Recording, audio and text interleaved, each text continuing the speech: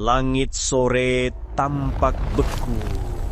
Warna jingga keemasan merayap di antara reruntuhan kota kuno, seolah matahari sendiri enggan menyentuh tempat itu.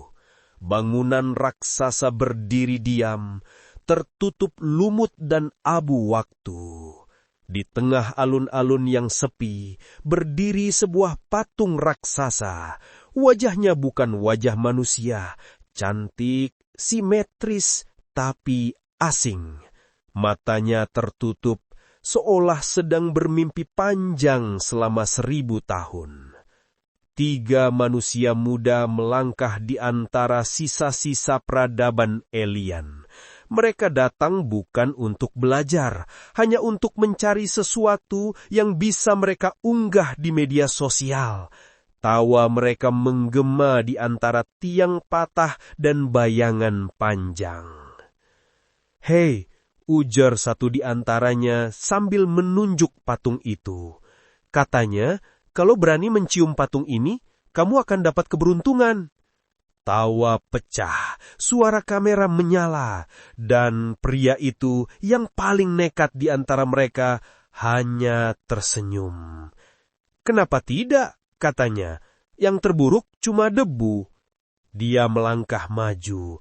Udara tiba-tiba berubah, lebih berat, angin berhenti, dan di antara keheningan yang aneh, dia mengangkat wajahnya dan mencium bibir patung itu. Lembut, sekejap, seolah hanya gurauan manusia di hadapan sejarah. Tapi kemudian getaran kecil merambat dari ujung jarinya ke tanah.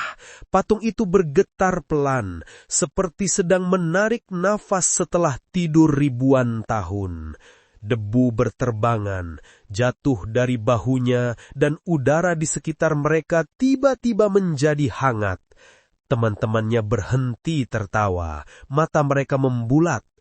Dan di tengah keheningan yang membeku, mata patung itu terbuka. Cahaya biru lembut menyala dari dalam bola matanya, menembus udara seperti sinar dari dunia lain. Dan dari dalam batu, suara muncul. Bukan suara manusia, lebih seperti gema masa lalu, berat, berlapis, dan hidup. "Kau telah menghukum bangsamu." Suara itu tak keras, tapi setiap kata terasa seperti dentuman di dadanya. Pria itu mundur 1 langkah, nafasnya terhenti. Teman-temannya terpaku, tidak ada yang tertawa lagi. Ia ingin bicara, tapi suaranya hilang. Matanya tak bisa berpaling dari patung itu. Tatapan dingin dan sadar menembus pikirannya, seolah makhluk di dalam batu membaca seluruh sejarah manusia dalam satu pandangan. "Kau membangunkan aku, dan sekarang waktumu telah dimulai kembali." Batu di sekitar kaki patung mulai retak. Gema aneh terdengar dari bawah tanah, seperti sesuatu yang raksasa sedang berputar jauh di kedalaman. Langit di atas mereka meredup, seolah matahari pun takut menatap ke bawah. Satu kisuan, satu lelucon, dan dunia manusia baru saja membuka sesuatu yang tidak seharusnya dibangunkan. Suara itu menggema di udara seperti bisikan yang datang dari seluruh arah. Tak berasal dari mulut, tapi dari batu itu sendiri, dari dalam masa lalu. "Arka, kau kembali." Pria itu membeku. Arka? Itu namanya. Tapi bagaimana bisa patung yang telah terkubur selama ribuan tahun tahu siapa dia? Teman-temannya mulai mundur.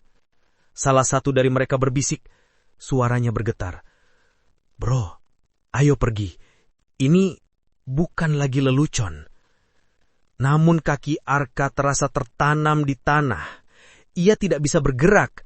Udara di sekelilingnya bergetar seperti dunia menahan nafas. Patung itu atau makhluk di dalamnya perlahan mulai berubah. Retakan kecil menyebar di sepanjang tubuh batu itu, menyala dengan cahaya kebiruan seperti lava dingin yang hidup. Potongan demi potongan jatuh, menyingkap kulit di bawahnya, halus, berkilau, dan nyata. Dan dari balik celah di dadanya, suara itu kembali muncul, lebih lembut, tapi membawa kesedihan yang tak terlukiskan.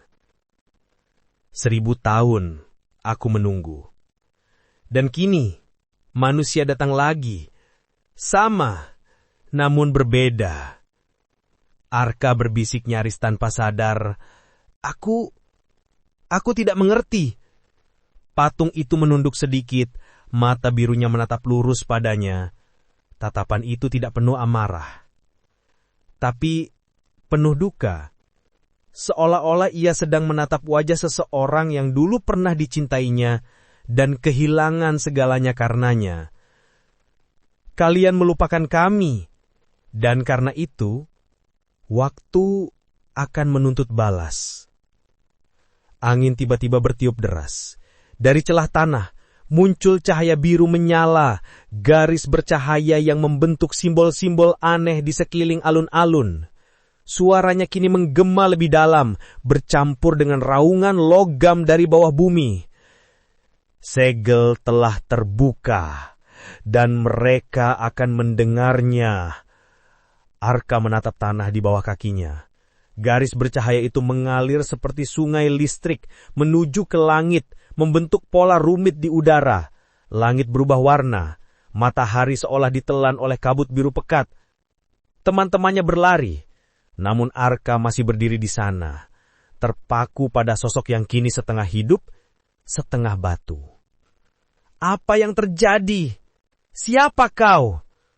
Patung itu, sekarang sosok penuh cahaya, menatapnya dengan pandangan kosong dan berbisik, Aku penjaga perjanjianmu, dan kau baru saja menghancurkannya. Gema terakhir kata itu mengguncang bumi. Reruntuhan di sekitar mereka runtuh sebagian, debu memenuhi udara, dan dari langit terdengar suara keras seperti 1000 guntur yang bangun bersama. Arka menatap ke atas, melihat cahaya aneh di antara awan.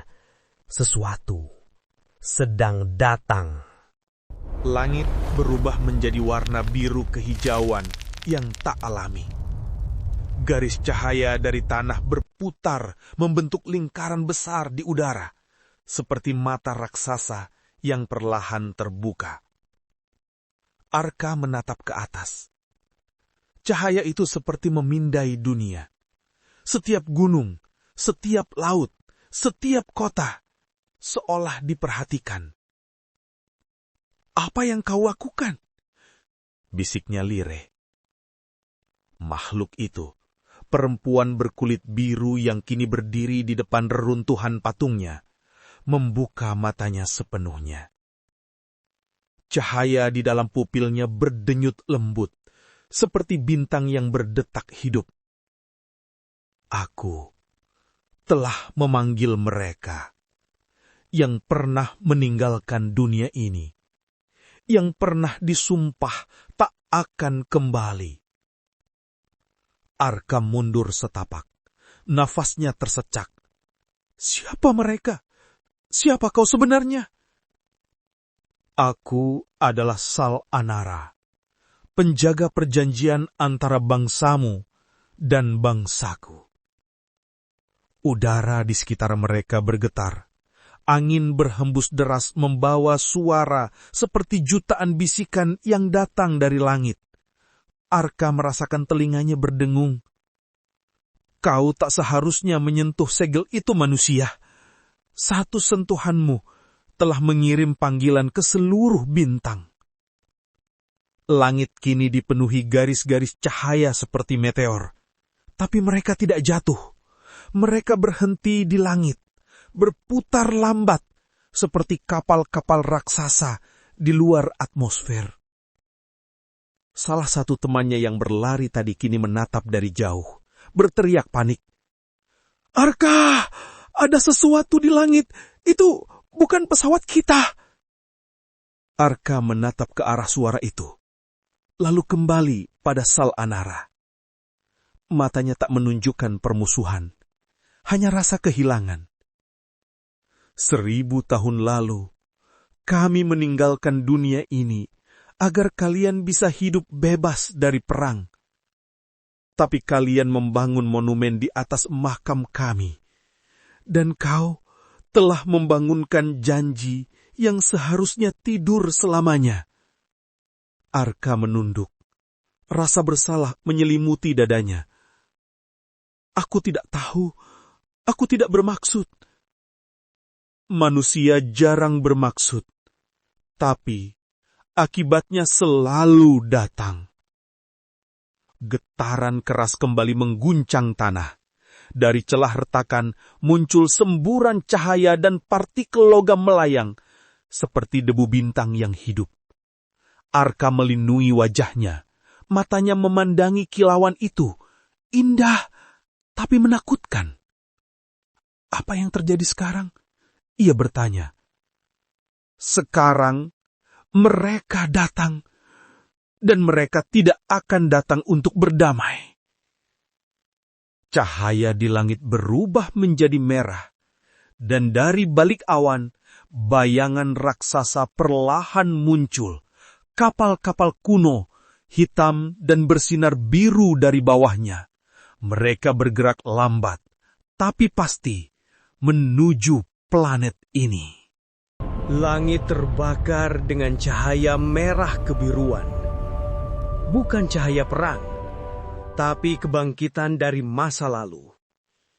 Kapal-kapal raksasa itu muncul perlahan dari balik awan, membentuk formasi di langit seperti cincin suci yang mengelilingi dunia. Setiap kapal memancarkan kilau simbol-simbol asing yang bergerak di sepanjang lambungnya, seperti mantra kuno yang hidup kembali. Arka menatap ke atas, napasnya memburu. Ia tidak pernah melihat sesuatu sebesar itu. Kapal-kapal itu tidak mengeluarkan suara, tapi dunia bergetar karena kehadirannya. Apa yang mereka inginkan? Mereka datang menuntut janji. Jawab Sal-Anara dengan suara yang nyaris seperti doa. Janji yang dilupakan oleh manusia. Suara ledakan kecil terdengar dari kejauhan. Di lembah utara, pos manusia mulai menyalakan sirine. Pesawat militer melintas rendah, mencoba menembus kabut energi yang melingkupi langit. Namun sinar dari kapal-kapal itu mematikan sistem mereka dalam sekejap. Kalian dulu berjanji, lanjut Sal-Anara perlahan, bahwa dunia ini akan dibiarkan damai, menjadi tempat tidur panjang bagi ras kami yang terakhir. Sebagai gantinya, kami menghapus diri kami dari galaksi kalian. Tapi manusia tak tahan dengan diam. Ia menatap reruntuhan di sekeliling mereka, batu, logam, dan tanda-tanda penggalian. Kalian datang ke sini, menggali, membuka segel, dan mengubah monumen perjanjian menjadi tempat wisata. Arka menunduk, dadanya terasa berat. Aku tidak tahu, tidak ada yang pernah mengatakan apapun tentang perang ini. Sal-Anara menatapnya lama, tatapan yang dalam dan penuh simpati, namun juga kelelahan. Itulah yang paling menakutkan tentang manusia. Kalian melupakan dosa kalian bukan karena menyesal, tapi karena ingin merasa benar. Langit memancarkan kilatan cahaya. Satu dari kapal besar mulai menurunkan sinar vertikal, bukan serangan, tapi sesuatu seperti transmisi. Simbol-simbol besar muncul di udara, membentuk spiral bercahaya yang bisa dilihat dari seluruh planet. Mereka berbicara, kata Sal-Anara perlahan. Mereka menunggu jawaban. Arka menatap langit, dan dalam pantulan matanya adalah rasa takut, kagum, dan kesadaran. Jika aku yang membuka segel, mungkin aku juga bisa menutupnya. Salanara terdiam, lalu tersenyum samar. Menutup segel berarti mengorbankan sesuatu yang hidup. Seseorang harus menjadi jembatan antara dua dunia. Seperti kau dulu? Iya, katanya pelan. Tapi kali ini harus manusia. Hening panjang menyelimuti mereka. Suara sirina di kejauhan perlahan memudar di antara gemuruh langit. Dan di tengah keheningan itu, Arka membuat keputusan yang akan menggema melampaui generasinya. Langit menyala seperti lautan bintang yang terbakar. Kapal-kapal alien berputar lambat, membentuk lingkaran cahaya raksasa seperti mata kosmos yang mengamati setiap jiwa di bawahnya. Udara bergetar, dunia menahan nafas. Arka berdiri di tepi reruntuhan, menatap Salanara. Mata birunya memantulkan nyala api langit. Di antara mereka hanya ada hening. Hening yang membawa makna ribuan tahun. Jika aku menjadi segel itu, apakah perang akan berhenti? Salanara menatapnya lama, lalu mengangguk perlahan. Ya, karena makhluk hidup yang rela mengorbankan dirinya untuk perdamaian adalah tanda yang tak bisa disangkal oleh siapapun. Arka menarik nafas dalam. Rasanya seperti udara terakhir sebelum menyelam ke dalam keabadian. Maka biarkan aku menjadi jembatan itu. Cahaya lembut mulai mengalir dari tanah. Simbol-simbol kuno menyala di sekitar tubuhnya. Udara menjadi berat, namun damai. Seolah alam semesta menunduk dalam keheningan. Salanara mendekat, suaranya bergetar lembut. Arka, kau tidak harus melakukan ini sendirian. Aku tidak sendirian. Aku membawa seluruh umat manusia bersamaku. Salanara menatapnya, dan untuk pertama kalinya, makhluk yang telah hidup selama ribuan tahun itu menangis. Air matanya bercahaya biru, jatuh ke tanah, membentuk pola baru dalam lingkaran cahaya. Arka menutup matanya. Jika kemanusiaan harus dikenang, biarlah dikenang dengan cinta. Cahaya menyelimuti tubuhnya. Semua menjadi putih. Suara sirine, gemuruh langit, bahkan nafas, semuanya menghilang. Yang tersisa hanyalah kedamaian. Dan perlahan, kapal-kapal di langit berhenti bergerak. Simbol-simbol pada lambung mereka berubah warna, dari merah perang menjadi biru lembut. Salanara berlutut, tangannya menyentuh tanah. Di tengah lingkaran cahaya, berdiri patung baru. Manusia muda, berdiri tegak dengan tangan terbuka ke langit. Wajahnya tenang, matanya tertutup, dan dari batu itu, pancaran cahaya hangat mengalir menyatu dengan langit. Dia bukan korban, dia pesan. Langit kembali cerah, kapal-kapal raksasa perlahan mundur, menghilang ke dalam ruang, dan bumi kembali diam. Ribuan tahun kemudian, anak-anak di dunia baru akan bertanya, siapa patung itu? Dan para penjaga akan berkata, dia manusia pertama yang mengingat setelah semua melupakan. Dan karena dia, galaksi ini masih bernafas. Dia menyelamatkan satu kehidupan dan mengubah nasib dua dunia. Kau, apakah akan melakukan hal yang sama? Tulis di komentar. mungkin ceritamu akan menjadi kisah berikutnya.